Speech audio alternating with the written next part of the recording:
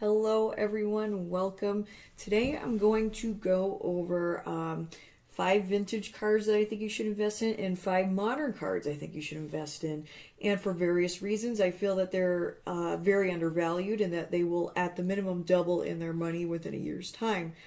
So let's dive in. Bear with me, there's a lot of information. Whether you're new to Pokemon cards or a bit of a veteran, I think you're going to enjoy this content as I try to pick some somewhat more unique cards. First card on my list is going to be this Vileplume Gx full art with what I believe is Erica right there on the card as well. Currently selling for about $35. I predict it will hit $80 within a year or so, safely at a minimum. I can definitely see it going higher into the hundreds or even $200 worth. But I really do think this card has potential to go up and pretty high.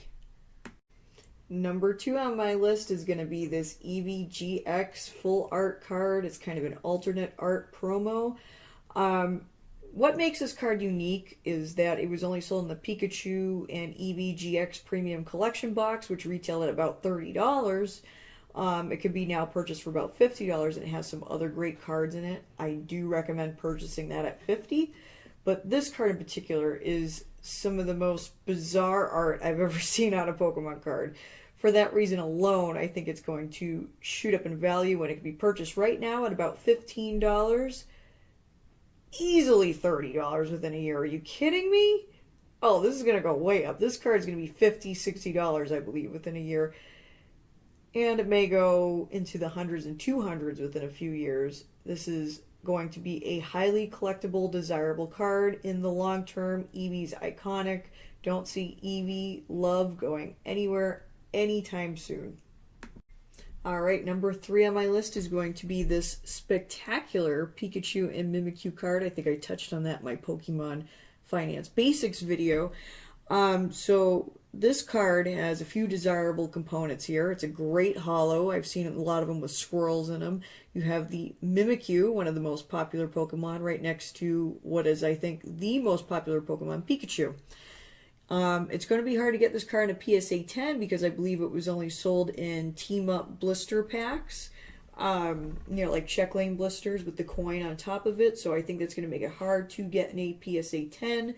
I would look for the cleanest one you can if you find it in those blister packs, which can be purchased for about $20 on eBay right now. The card loose, I think, is about $15. And I predict easily a $40 card within a year. I see this one holding value long term for sure because it's such a beautiful card, provided that they don't reprint it. I don't believe they're going to reprint Team Up or anything Sun and Moon, or especially this card in particular. So we'll see what happens in the long term, but I strongly see this being a valuable card in the long run.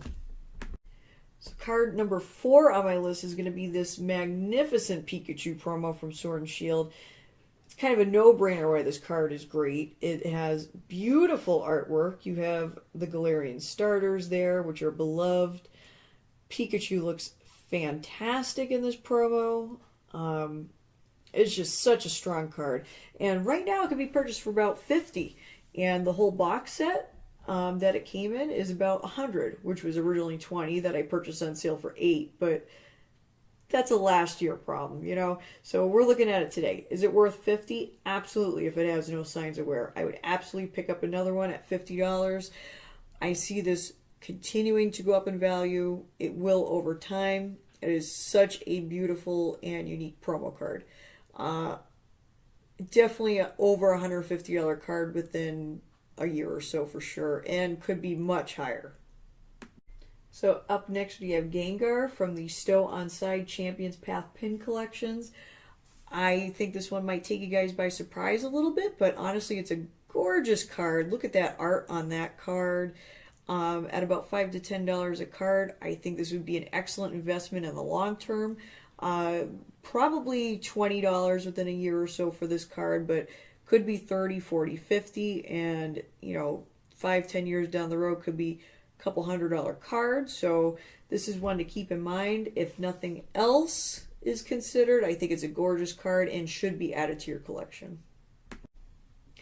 So my first card for vintage on this list, and card number 6, is going to be Charmander from Expedition. I believe they had 2 arts for Charmander and Expedition, but I think this art in particular will go up in value quite a bit. It's a very unique, unusual card. Charmander is Charmander. You can't go wrong there. I believe this card at the moment can be purchased for $15 to $20, which sounds a bit high for a common card, but we're talking Expedition. A few months ago, I think it could have been purchased more so for $5 to $10, and you might still find that out there if you're looking. But this card, $50, no problem within a year. Could be even more. I think the art is just so unique and incredible. I would definitely throw this in your collection if you do vintage, if you haven't already. Up next, we have the Pikachu Brothers Pop Series 3 card coming in at number 7. I do recommend this card for the reason that it is not priced in line with its Japanese counterpart having the same art, which was a DVD promo over there for this card. I do think at the minimum it will catch up to the Japanese version at about $40. You can pick this up all day for $10 to $15 on eBay, and I recommend you do so. And all things aside from that, it is a really cute card. How could you not love that card? That's why I think it'll hold value in the long term. So number 8 on the list is going to go to Dark Blastoise from Team Rocket. Hopefully the camera focuses there. There we go. Dark Blastoise from Team Rocket. It can be bought fairly easily at $15 to $20. I highly recommend you do so. Even this more affordable version of the card being a unlimited non-holo at $20. I see it going up to at least $60 within a year or two, $60. It could be higher. I think the Team Rocket series is a little underrated. I know this card was also in the Legendary series. I think it might have even more value there, as I don't see a lot of the Legendary series cards out there. So I do recommend you pick up the lower priced non-holo Dark Blastoise card. Great card to put in your collection if you can't afford the holo, the first edition, or a perfectly mint one. I think this card loose at $20 is a good value. Number 9 on my list is a card that might make you guys cringe a little bit or roll your eyes or say, of course. It's going to be Dark Charizard. So the reason I say this is it's a really iconic card in art. We're talking the non-first edition, non-holo as a value. So it's a card that should be in everybody's, collection if they collect vintage. And the thing about this card is I picked this up for $29. Of course, it's got a little bit of play on it, but it's still a clean card. And I think you shouldn't be afraid of a Dark Charizard with a little play if you can get it for a reasonable price, $25, $30. Absolutely, even up to $50 if it's a little bit cleaner. This card will always have value. A, it's a Wizards of the Coast Charizard. B, it's a cool looking card. It's a unique card. Team Rocket.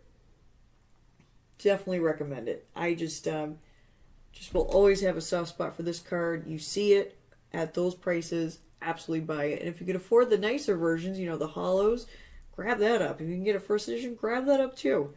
But if we're going as far as budget conversation here, grab a regular, lightly played one. You can't go wrong. So number 10 on my list is actually going to be a blanket statement. It's not a particular card, but this is something you really should keep in mind. So it's actually not Ninetales that I'm going to tell you to invest in. Ninetales is a great card for sure, but my point of this is look at that little black dot in the corner.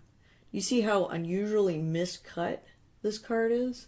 Well, number 10 on my list is going to be any Wizards of the Coast miscut or error card, because you cannot go wrong for that. You could be looking online and say, oh, that card looks funny. Why would I buy that card? Well, having it be an error in a miscut card, like you could see the printing alignment dot there, like I said, I just feel like that makes it have a lot more value. There's people that collect miscut cards. I'm somebody who enjoys having them in my collection. But yeah, that is a printing calibration dot on the card. As you can see, the yellow border is much thicker at the bottom. So any miscut Wizards of the Coast card, I highly recommend. I don't recommend paying a crazy amount, but if you see one at the regular price of another card, like let's say you see hypothetical Growlithe for $10. You're going through Growlithe for $10. Oh, that's a good one, that's a good one. Oh, that one's horrifically miscut, and they still want $8. Why would they do that?